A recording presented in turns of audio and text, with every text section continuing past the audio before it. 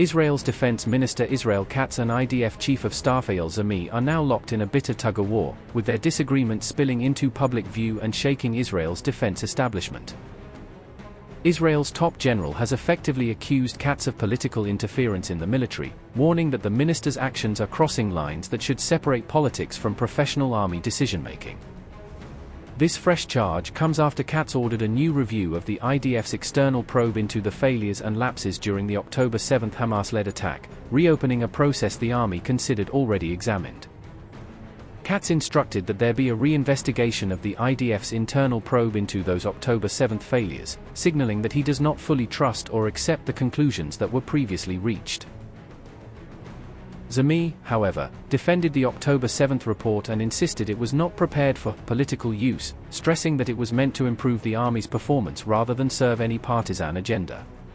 Calling Katz's decision puzzling, the IDF chief said that a 30-day review by the defense establishment comptroller is not relevant, arguing such a rush check cannot replace the months-long work already done.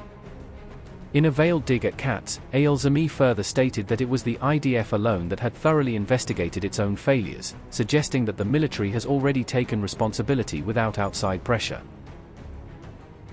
The report regarding October 7 was defined from the outset for the Chief of Staff's use, to examine the quality of investigations and integrative lessons learned processes in the IDF, and not for political use. The Turgeman report was designated from the start for use by the Chief of Staff, not for political use. The decision to criticize a report written by 12 major generals and lieutenant generals, agreed upon by the army commander and presented to the minister personally, is puzzling. An alternative examination by the Defense Systems Auditor is irrelevant. The IDF is the only body in the country that thoroughly investigated its own failures and took responsibility for them. Zamir also said that Katz's decision to freeze promotions of senior officers for 30 days was hurting the military's preparedness, warning that blocking key appointments undermines readiness at a critical time. Katz's decision to freeze promotions in the IDF for 30 days harms the IDF's capability and its readiness process for upcoming challenges. I will continue conducting staffing discussions as planned, in accordance with his authority, and will forward them to the minister for approval as required. Doubling down, Netanyahu's defense minister stood by his decision and said that a defense establishment comptroller will conduct the reviews, indicating he intends to press ahead despite the IDF chief's objections.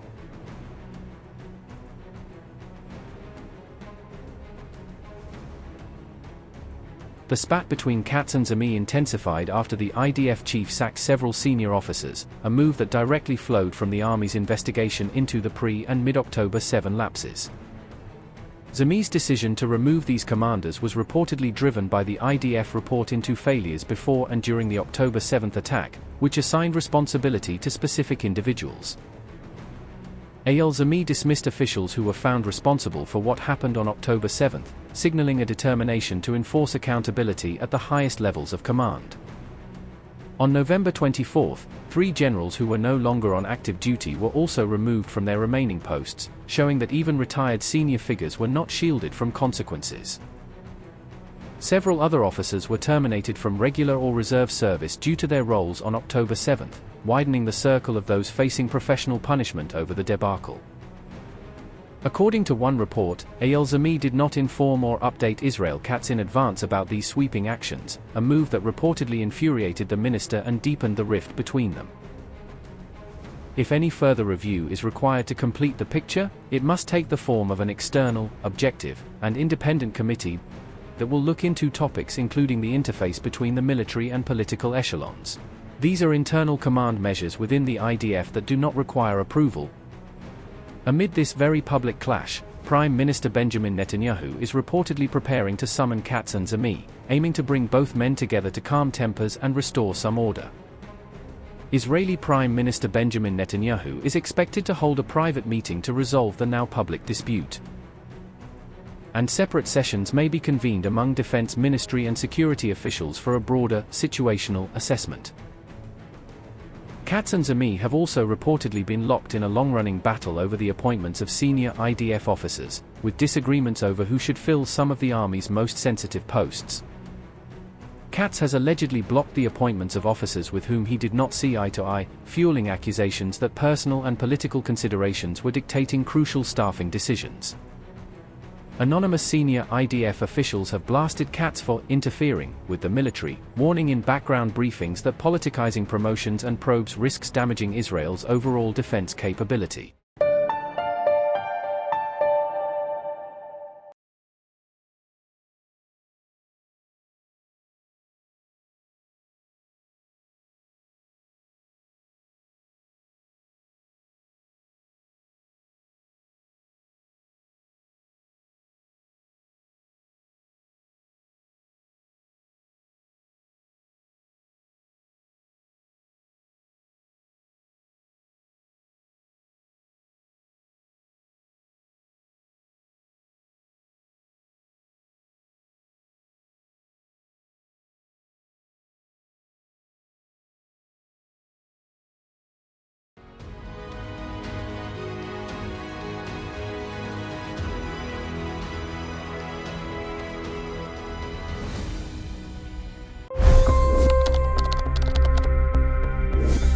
$25 crore गरीब गरीबी को परास्त करके बाहर निकले। For the good of our nation, let's work together and let's truly make America great again. The fastest news breaks. Requested PM saying that look, you will have to speak to Putin and to Zelensky. The biggest newsmakers. The relationship with India is probably the most important bilateral relationship the US will have for the rest of this century. The capital delivered quite an election result today. Expert analysis. The million-dollar question today is how to stop this dance of death. Ground reports. I'm standing at the crossroad of the Kumbh Mela. Behind me are more than 100 entry guards. Long-form interviews. Exclusionary politics is reflected in Manipur case as well. You don't bother because this is a small state. Deep dive into burning issues. It's often said DRC could be the richest country in the whole world. It's because of what sits underneath. Why exactly did the US topple the Sheikh Hasina government? HD videos. We don't just break news, we break it down.